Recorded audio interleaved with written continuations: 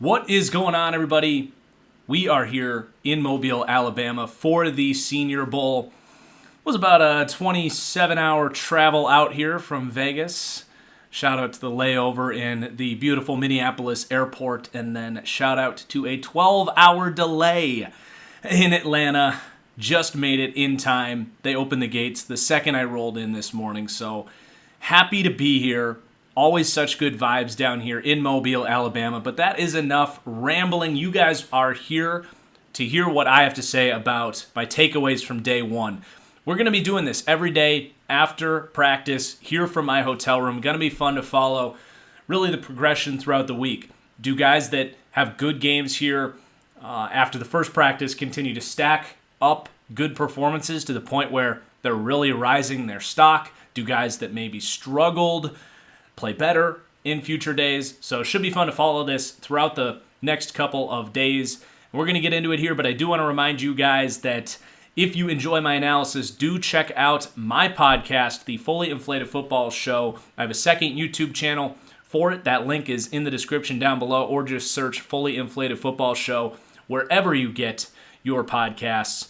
And also, one little note, you have one more week left to play your weekly pick'em contest at Underdog Fantasy for the Super Bowl. Use promo code TFG at Underdog Fantasy for massive payouts up to 20-1. But let's get into it, all right? We are going to go position by position. We're going to be doing, risers and fallers. Fallers is a bit harsh after just one day of practice, so take that with a grain of salt. You know how it goes, but we are going to talk about who played well, who stood out, and who maybe struggled or proposed some questions or didn't check some boxes I may have had coming into this thing. And we're going to start with the receivers. We're going to do every position group except for quarterback because, well, I'm not really paying too close of attention to who's throwing the ball as I'm watching these receivers and DBs. And also the quarterbacks out here just aren't making any noise. I'll just say that.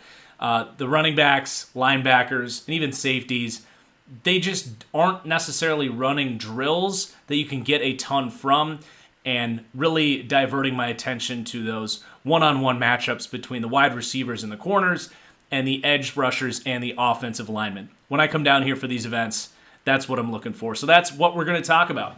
And let's start with the wide receiver group, and definitely some good to take away from this group. I think to begin with, Nakua, the wide receiver out of BYU, was at the top of my watch list for this week because I like his tape, man. He knows the position really well. You can tell he's got a lot of attention to detail in his routes, and that really showed up. A lot of nice stop routes, just kind of turning on a dime, and just really from the get-go, stepped in, looked comfortable, and really showed as well extremely quick feet, was really good in the one-on-one drills with the press versus release, just really quick feet, again, and good technique in his release. And he had a couple of plays that he also showed some really nice body control. He had one going up against Kai Blue Kelly, the Stanford cornerback. Going up against him, he didn't necessarily win the route, but it was sort of a back shoulder comeback type of deal. And he did a really impressive job to me adjusting and almost made what would have been the catch of the day, just kind of falling back completely out of body control, or at least what you would expect to be out of body control, but kind of turned around, tracked it in, almost came down with it right in front of me. And then later in the practice, I think it was in 7-on-7s, I kind of did the same thing, turning around, doing a 180, showed that body control to find the ball behind him. So I just think he's a really complete player. Excited to keep watching him because he's just, kind of putting in work and definitely looks like I don't know if he's a third-round guy or a fourth-round guy. All that conversation is very much ahead, but definitely looks like he's at least going to be a pro that can step in and be ready right away. And there's a lot to like about him. He's quick and fast and smart. So that was Kai Nakua out of BYU at wide receiver. And then Nathaniel Dell out of Houston. And he's a small guy. I think he's 5'9", 165, maybe 170. I got to check the weigh-ins. So that's obviously going to put some limitations on him when it comes to catch radius and all that. But I will say this, the Senior Bowl setup is made for a guy like Nathaniel Dell to thrive. We've seen a lot of these really nice route runners really stand out. Guys like Demetric Felton in years past. I think last year, you look at what Calvin Austin, for example, was able to do out here. And I think Nathaniel Dell is kind of poised for a similar week here. The route running, the foot speed, the snap in his lower half to run these routes, it's really impressive. These DBs who I'm going to get to, I think the DBs in general had a really good day. In a one-on-one setup where they don't have inside help and, instead of running press man vertical coverage, you got to cover all of these quick short to intermediate routes that Nathaniel Dell was running on these guys. He was getting open and making these guys look foolish. He had some of the more impressive wins, if not the two most impressive one-on-one wins of the day. So, I think Elijah McKenzie, for him, there's going to be those physical limitations. He's a good return man. But just for him to come out against NFL competition and show that, hey, I can get open, win from the slot, and be more than just a returner, he absolutely showed that. Then we got Jayden Reed out of Michigan State, another guy that was very high on my watch list. Fun tape to watch, an explosive player that is not just a short to intermediate guy, though that's where a lot of his good tape is. He actually had one of the best vertical winning ability on a per-play basis in college, and at least on one rep this week, he had a beautiful deep route where he's just running a go ball, but he had just a perfect little subtle hezzy step in his route where the corner thought just for a second, okay, crap, this guy is running a hitch or he's about to break on a corner or an out route. It was just enough to slow down the corner, but he didn't lose any momentum. He just kept going. So just a beautiful vertical route for Jayden Reed out of Michigan State. Love the speed, overall route running prowess from him. He had a good day today. A lot of buzz about Jayden Reed coming into the week, and he lived up to it.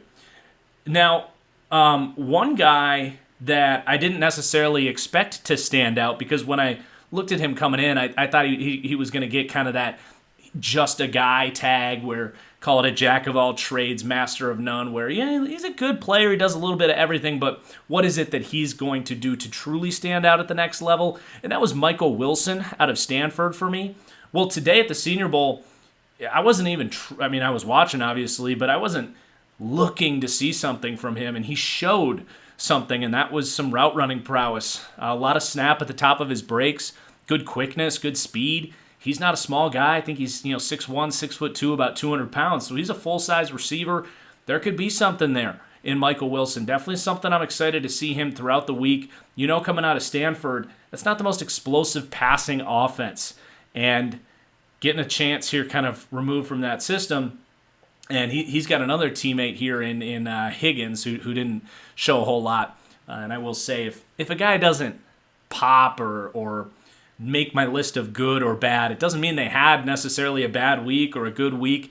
Could mean I just didn't see everything. There's a lot going on. It's easy to miss stuff. So I just wanted to add that note on there. But yeah, Michael Wilson definitely makes my list of guys that impressed here this week. And then one more wide receiver, Jonathan Mingo out of Ole Miss, and a bigger, not huge, but a bigger physical guy.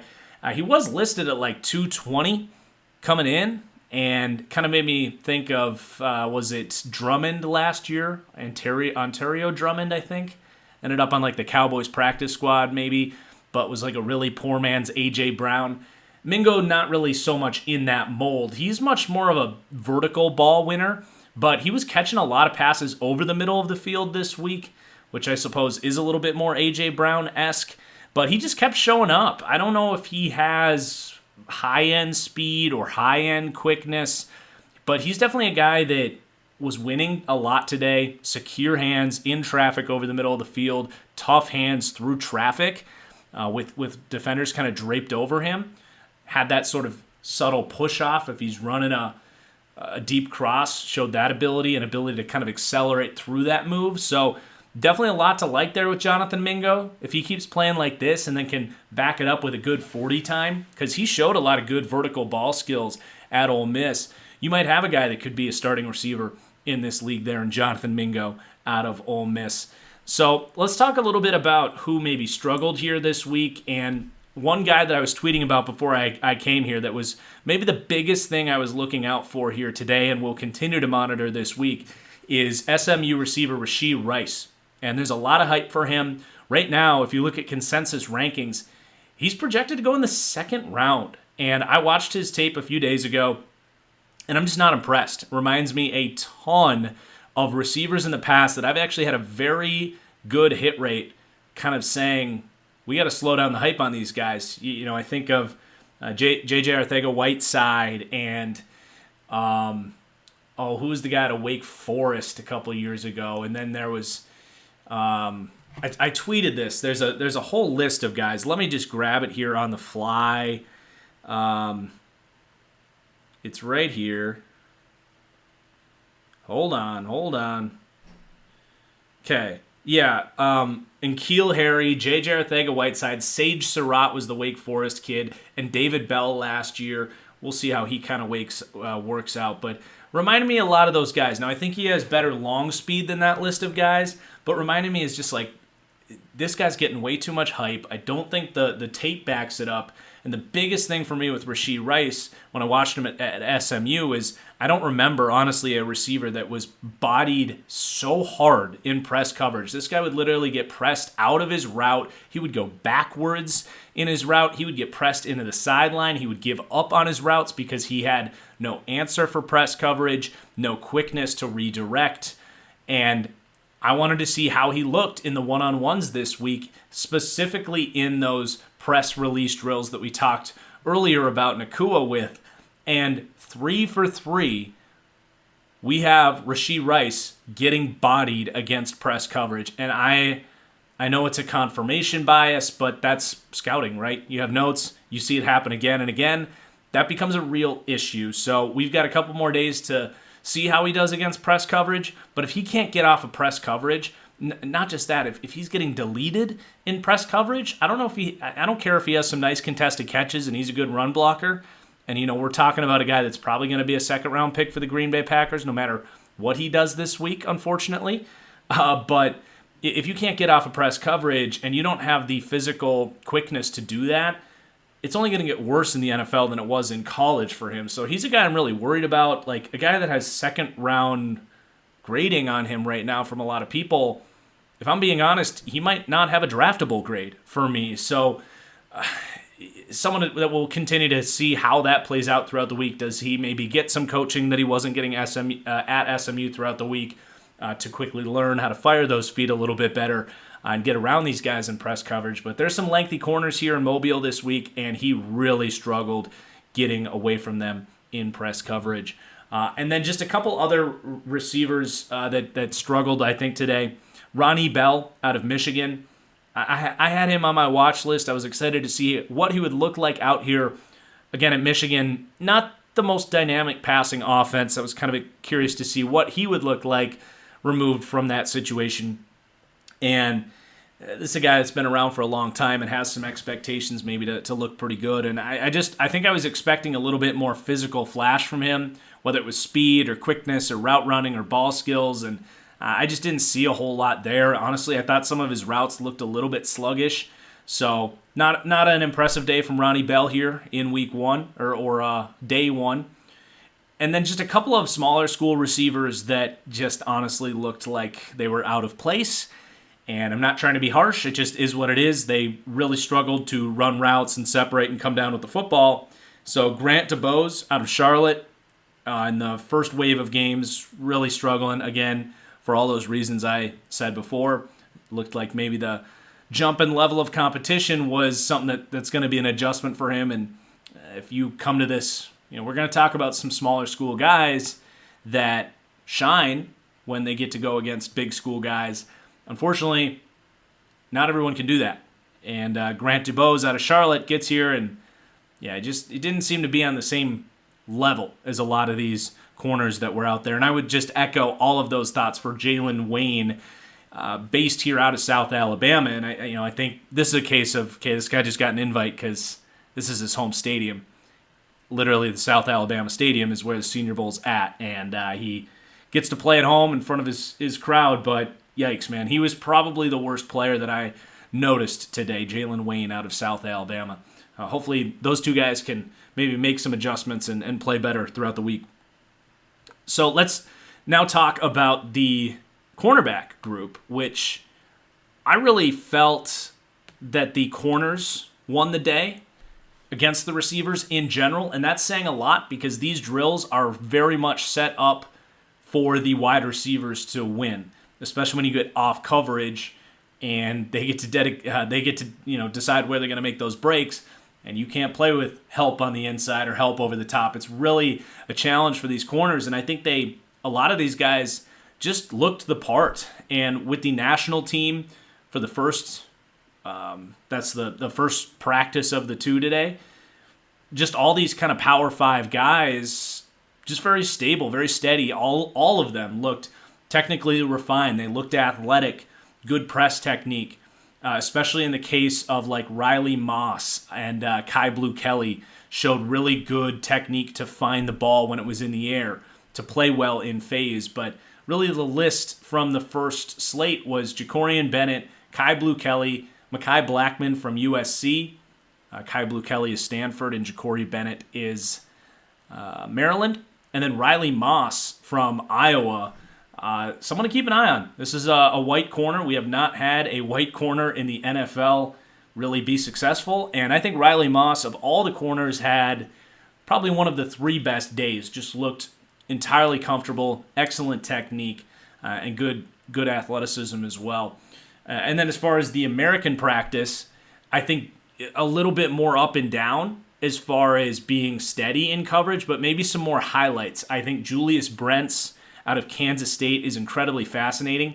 He was listed at 6'4", and now he played a little bit more of that slot corner role at Kansas State. I think the NFL is going to project him to the outside as more of that press perimeter corner, but he looked good in that role. He looked very physical. I don't know if he officially came in and measured at 6'4", probably more like 6'3". He didn't look completely 6'4" to me, maybe even 6'2", but very physical. He had an interception that I think he may have even been flagged for it. I don't really know why the ref threw it, because if anything, the receiver pushed off. I didn't get the final verdict on where that penalty was, though. It could have been against the receiver. But anyway, I thought, he did a good job not to get worked. A lot of these lengthy, it's just natural. When you're 6'2", 6'3", God, 6'4", you're going to be a little bit more high-hipped and a little bit more long-legged. So it can be tough when you're going against these route runner types in these one-on-one drills, and he hung in there tight and close against a lot of these guys. Now maybe that experience playing in the slot really helps him because he's going to have to do that in the slot, but a good first day for him. And then I also think Tyreek Stevenson out of Miami had some of the better reps of the day. I don't know too much about him. I haven't watched his tape, but just some very much lockdown reps from him. So that's someone I'm excited to continue to follow, and I kind of keep my eye on him, along with Rajon Wright out of Oregon State, another really lengthy guy. I think he's 6'2" as well. And I can kind of echo what I said about Brents with Rajon Wright, though maybe not quite at the same level, but I thought Rajon Wright out of Oregon State hung in there and played really well. So a good first day for the corners, which is hard to do coming out in the first day of these reps. In Senior Bowls past, the first day of practice, in my memory, you come out and these wide receivers are just working these guys rep after rep. Not so much today. It was a lot more back and forth, and I think for that reason, you say the corners won today in those matchups because they're not supposed to win, and if it's even 50-50, that's really impressive for these guys. So a good group of corners. That's been a lot of talk, is that this is a very deep cornerback class, and I think that was on display here. Look at last year's cornerback class as well. Like, you're finding really good starters in the 5th, 6th, 7th round. Some of these guys might be next year's version of that.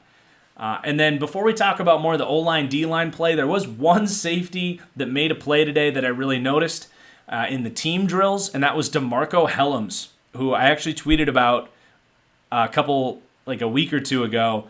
He had one of the worst coverage games I've ever seen against Tennessee. This is the Alabama safety. And I was like, wow, that's like the worst defender I've ever seen play in a Crimson Tide jersey.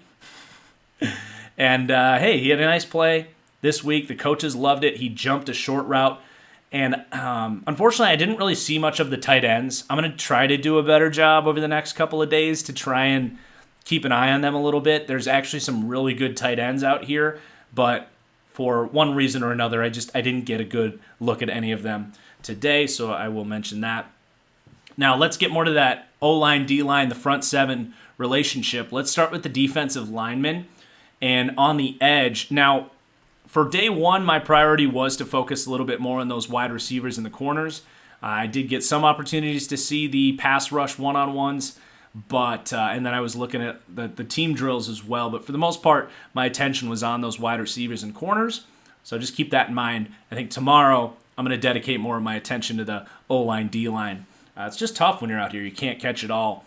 And fortunately, they do send out the all-22 that I should be able to get a look at later. But for the edge group, there was enough to stand out to me. I think Andre Carter is a guy out of Army that early on in the draft process was getting first-round hype. I know now he's viewed as more of a day two guy. I don't know. I think there's more there than that. I really do. I like his athleticism. He's like 6'6", 250 pounds. He's a very unique build. Definitely meant for a stand-up edge role because he is so quick. He's kind of natural dropping into coverage, and he's got this ridiculous length that he can jump up and bat balls. He's always looking to do that. He can actually break up passing lanes in zones, so he's got some flexibility there. But I actually really like what he does in both sides of the game. Like, I like his run defense. I like his pass rush ability, and this is high praise. And I don't know if he'll be this level of player at the next level, though I think he's capable of it if he maybe gains a little bit of functional play strength, because he is a little bit more slender seeing him in person. But Andre Carter, the way he wins reminds me so much of Zadarius Smith, where it's not really a traditional pass rushing skill set.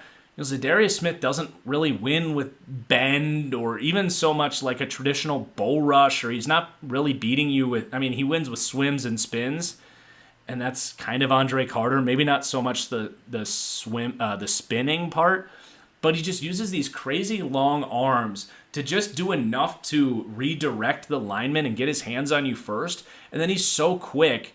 Like, he has enough power to move you subtly with that length. And then he's got enough speed and quickness to take advantage of that lane he just created. So there's not necessarily always, like, sometimes it's a club, sometimes it's a swim, but there's not always like a name for the move that he's using. He's just very active and quick and can come from a lot of different directions. So someone that likes Zadarius Smith, I can see you looping him inside on a blitz or lining him up at rush linebacker and having a lot of issues for him, like in between the tackles. So I think there's a skill set there. He wins on tape. He was winning today.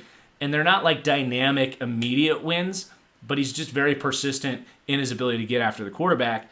And he's able to defend the run using those exact same traits. So I do like Andre Carter. I don't know if I'm a first-round grade on him, but a good start today. I thought he looked the part. And then Isaiah Foskey, he's probably the highest-rated edge guy out here out of Notre Dame. So a lot of expectations for him to come out and play well, and I think he did. He had a couple of reps that he really showed a lot of power. This is a full-size, 6'5", 265-pound guy. For a lot of these players, we're talking about, he's got to put on weight or he's got to change his body type. That's not going to be a problem with Isaiah Foskey. I think you know what you're getting there. Very polished. Now, he doesn't have like a million pass rush moves. Not that he doesn't use like finesse style moves, but I think he knows that power is his best trait, and he was able to win with it today. He put, I think it was the Michigan tackle. I'm almost positive it was, because he's going to be on our list of bad offensive linemen. He put him on his ass with a bull rush, and then later in team drills, he had a dominant run stuff, both just showing incredible strength in his upper body, just great play strength. So looked the part there. When he did try to go to more of a speed rush and get some bend around the edge against DeJuan Jones out of Ohio State, he wasn't able to do that. So I don't think he has this remarkable get-off, this remarkable speed and bend combination, but he is a very powerful guy, a guy that is kind of projected late 1, early 2. I'm probably not there as a first-round pick on him, But if you want a guy that can maybe be a low-end starter immediately or be a really good third guy for you off the edge, Foskey looks like he's going to be that. And then we've got Byron Young out of Tennessee. Now, I didn't see a ton from him, really only 2 reps. Both times he went to a 2-armed, long-arm bull rush where he just got that first step, drove his length into the tackle's chest, and you could feel it from the bleachers. You could feel that pop in his hands. A lot of power, a lot of physical traits there on display. So definitely saw that in person. And I can really echo that with Derek Hall, where I really only saw 1 rep. So he could have gone and struggled elsewhere. I don't think that he did because there was a lot of buzz around the stadium for Derek Hall. But similarly, he did have 1 rep where you could just see he has that bull rush kind of dialed up. He's got a really nice first step, a lot of power and length to deliver that initial punch. And then it's just going to be a matter of what do those 2 guys do to develop their counterattacks and their pass rush plan once they can set up those bull rushes and make the tackle fear that element of their game. How do they, either go to counter moves, but also I think both these guys are going to have to better learn how to continue to beat the tackle once you've got them where they need to be. So I look at those guys fairly similarly. Hall probably a little bit higher than Byron Young. But then on the interior defensive line, definitely a couple standouts. And by the way, I was focused on the wide receiver corner guys, so I didn't have too many bad defensive linemen here. But especially on the edge. But the interior defensive linemen, a few guys stood out, and maybe the biggest winner of the day potentially was Keanu Benton, the defensive tackle out of Wisconsin. Just all over the place in a lot of different ways, especially as a pass rusher. So I have not watched his tape yet, but just the size, he looks like an NFL starter. But he comes out, he wins on a swim move in the pass rush drills, showing some quickness, showing some finesse and some polish. And then he wins on a push and pull move. So that's a go-to for every defensive tackle. If you are good at a push and pull, that's a good baseline for you. And then he wins on a bull rush later on. So I'm like, okay, shit, this guy has the full package here. Really great first day for Keanu Benton out of Wisconsin. Definitely excited to keep an eye on him tomorrow as I spend a little bit more attention on O-line, D-line. The other guy is Carl Brooks out of Bowling Green, also on that national team, and just really quick. He won twice with sort of that rapid sidestepping swim move, once as a pass rusher and once in run defense, where he just sort of split the gap and swam over. So that's going to be a move that works for him. We'll see if the linemen at camp here adjust to that, or if he's able to keep winning with that. But that was Carl Brooks out of Bowling Green, kind of stole the show today. Only one defensive tackle that I would say I had even a negative note on, and that was DJ Dale out of Alabama. Now, I will preface by saying I like DJ Dale. I think he looks the part. He's a big physical. You look at him on film or in person today, and you're like, yeah, that's an NFL defensive tackle. He's loaded. He's got full size. And is athletic. But as a pass rusher, he has a good first step. He's got a little bit of power in there, but he just hasn't been able to unlock any of that. He wasn't able to do that at Alabama, and it was on display today. He just doesn't really have a plan.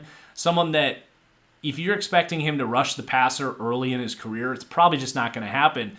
And we saw it in a couple reps today where he just either isn't able to execute a nice move or set up a move that he can pull off, excuse me, but also he just doesn't really know what to do.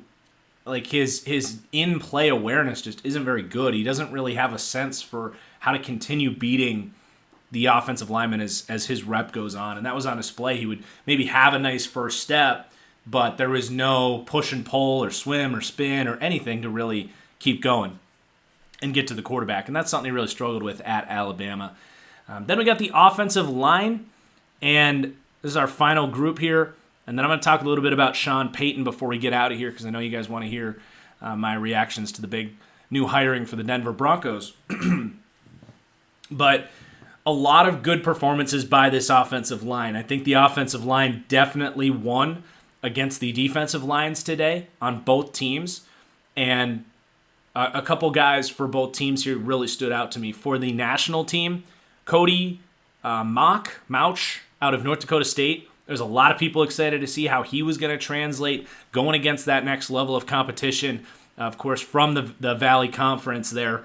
Not seeing the guys that he saw today, but no freaking problem for this guy. So many Quinn Miners memories here because you've got the small school, Midwest dude, and Cody Mauch. I'm just going to go with Mauch until you guys correct me on how to say that. It might be Mock, but he pulls his jersey up. He's got the long hair. He doesn't have two front teeth. He looks like a literal Viking. So the aesthetic is great, but he kicked ass. He totally kicked ass. Both run block and pass protection. Honestly, his pass pro was just lockdown, man. He got just off the ball, boom, right in guy's chest, mirrored the movement, really just all put together. If he does that all week and he tests well, which I think he can, I'm probably getting ahead of myself, but the way he played today was like that of a borderline first-round talent at guard. And he was cleaning guys up in the run game, too. He had a nice reach block. He had a nice double team where he's working up to the next level, paved the way for a nice run in team drills. So he looked really good. Definitely helped his stock today. And then DeJuan Jones as well out of Ohio State. Man, I don't know the last time I was this excited about a Ohio State lineman, and I haven't watched the other guy. I know they have two guys that could be potential first-round picks, but he just, before practices even started, he was the, what is that, prospect that's at camp. He's 6'7". His hands go down to his kneecaps. He's a behemoth out there, but he moved like a dancer. He was climbing to the second level. The Foskey tried to get around him a couple times in pass pro, and he was right there. So smooth. I think another guy like Cody Mock, that if he plays like that all week, DeJuan Jones, that's a first-round offensive tackle. So he looked great. And then another guy that I really liked coming in is Darnell Wright out of Tennessee. And guys were really struggling to get through him. I love his anchor. He has a borderline elite, just raw core strength. I was blown away by his tape at Tennessee, and he had a good day as well. And he was on the American team. And then also John Michael Schmidt. I'm familiar with him. Watched a lot of Gophers football. He's been a long-term starting center for them. And yeah, he was just so polished, so tough that he showed a little bit of an it factor that I don't remember seeing for the Gophers. He won a couple pass rush snaps, and then at the end of it, threw the guy to the ground and was talking shit. So I love to see that. He had another play in team drills on a screen, showing a little bit of athleticism to get out in space and block on the move. So all these guys are probably, top 50 picks coming into the week and played up to their potential. So all these, high-end guys looking good. Really for the bad notes, I mentioned Ryan Hayes, the Michigan offensive tackle. He struggled today. It wasn't just the rep against not Dalen Hayes. That's actually funny. Ryan Hayes. Dalen Hayes was an edge rusher for Notre Dame. I don't think they're related. But Ryan Hayes was getting worked by Foskey, the Notre Dame edge this year, who's a much better player than Dalen Hayes. Anyway, that was a tangent. But yeah, Ryan Hayes was just, he's just kind of out of position in the run game, lost several pass rush one-on-ones. So he had a rough day from what I saw. Big Ten tackle. We'll see if he can bounce back the next couple days. And then Osiris Torrance, I like Torrance as a guard. They had him playing left tackle today, and that might be the end of that. He didn't look very comfortable. I think they know what he is as a guard. I think they feel pretty good about that with the staff, and they're just kind of curious because he has the size to play tackle. But yeah, I think he's a guard, and I think that kind of showed today. But something to monitor throughout the practices is, do they keep him there? Does he get better there? Do they move him back to guard? I thought that was fascinating. He's a potential first-round pick there, Osiris Torrance. So there's your big kind of risers and fallers from Senior Bowl day one. Again, I'm going to be doing this again tomorrow, so make sure you're followed and ready for that. But before we do get out of here, I do want to talk about Sean Payton, because this was some massive news that came out today while we were at practice. And I obviously won't really have an opportunity to make content anywhere else, so let's talk about it. Sean Payton gets traded to the Denver Broncos for their first-round pick this year that they got from Miami for the Bradley Chubb trade. So, in a lot of ways, they're trading Bradley Chubb for Sean Payton. But they're also giving up a second round next year, so that's a lot. I thought it would be either a high second this year or just a first round this year, or a first round this year, or first round next year. But I didn't think it would be a 1 and a 2. Like, that is a lot. Now, Sean Payton in his prime is worth what the Broncos paid for him. I will say that. Now, there's a couple of holdups I have with this. I'm not saying I hate this trade. I think it's fine. From a process perspective, I think this could very well work out for them if Payton coaches for another 5 or 10 years, which I think is a little bit of a caveat there. You're talking about a 60-year-old head coach who just retired a couple years ago. But holdup number one is, of course, that's a lot to give up for a team that is in the AFC West, that has Patrick Mahomes, Justin Herbert. Personally, I think Tom Brady is going to join the Raiders. The AFC in general is stacked right now. Of course, the Bills, the Chiefs, and the Bengals being the face of that, but the Ravens coming back next year potentially. Does Aaron Rodgers join the Jets? The Patriots defense, I think, is going to be really good. The Miami Dolphins, there are some very serious competitors in the AFC right now. And, is Bryce Young going to be joining the AFC South with the Colts? It could get really crazy, and it's going to be crazy for a while. It's just, that's a lot to give up. You are very much all in at this point with the Russell Wilson, Sean Payton quarterback coach duo, and they're hoping that this is going to be a special duo that can be one of the 3 or 4 best quarterback coach combinations that can take them to that next level. And obviously, you're talking about 2 NFL Hall of Famers here, Russell Wilson and Sean Payton. How well are these guys going to work together? That is going to be what defines this trade. And I do think it's possible that this can be a special bond. I think Russ played better as the year went on. And I think Sean Payton, the last time we saw him, he was a top 3 or 4 NFL head coach. So I can't really hate on this trade, but that's an aggressive move, right? I will just say that. It is a boom or bust decision. They will not have draft picks, really, this year and next year, so that hurts. I thought the Bradley Chubb trade was really a good move for them to get that first-round pick back, but now it's gone. So anyway, with the value, the other kind of holdup I have with this is schematically between Russ and Sean Payton. When you think about Sean Payton's offenses, quick game, under center, get the ball out, methodical, option passing game. Whereas Russ, that's not his game. In fact, I would say even before he struggled in Denver this year, it was the quick game and reading the middle of the field where he struggled. So is this going to work? Is Russ going to be able to operate Sean Payton's scheme? And I actually would say I have some pretty serious doubts that Russ is the best quarterback for Sean Payton's offense. I think he was actually a better fit for Nathaniel Hackett's offense, in theory, with the play-action shot plays. It obviously didn't work out there. But Sean Payton is just a much better football mind. So I'm excited to see kind of how does Sean Payton adjust his offense? Where do they're going to have to meet somewhere in the middle there. Sean Payton is going to have to get the vertical passing game to be a function of that offense. And Russ is going to have to really understand the playbook and operate first and second down the way Sean Payton's going to want it. So there could be some, on a path for collision there, especially with how things played out last year. I'm not saying it's going to be a disaster, but I think if it's going to be a problem, that's where it's going to be. Like week 8, we're going to see maybe some ego, some clash there. And that's where we're probably talking about the Broncos trying to get, move on from Russell Wilson. This is way down the road, but the beauty with Sean Payton is he's probably going to be there. If it doesn't work, he will be there for longer. So the trade will take a longer time to play out, right? So those are just kind of my thoughts on it.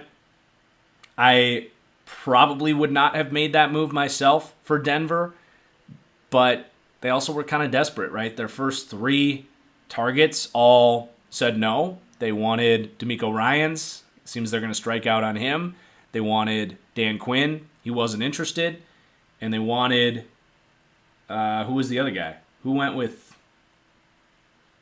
maybe it was Sean Payton. I don't know. Anyway, definitely a big, aggressive, borderline desperate move. And I'm definitely excited to see how it plays out. I'm not trying to dog this acquisition for Denver. There's a world where it does work out. Sean Payton's a brilliant head coach, and if he can be who he was in New Orleans, you're not going to even think about those picks that they lost. So I hope that made sense. Hope you guys enjoyed this little kind of mini podcast breakdown here from my hotel room in Mobile.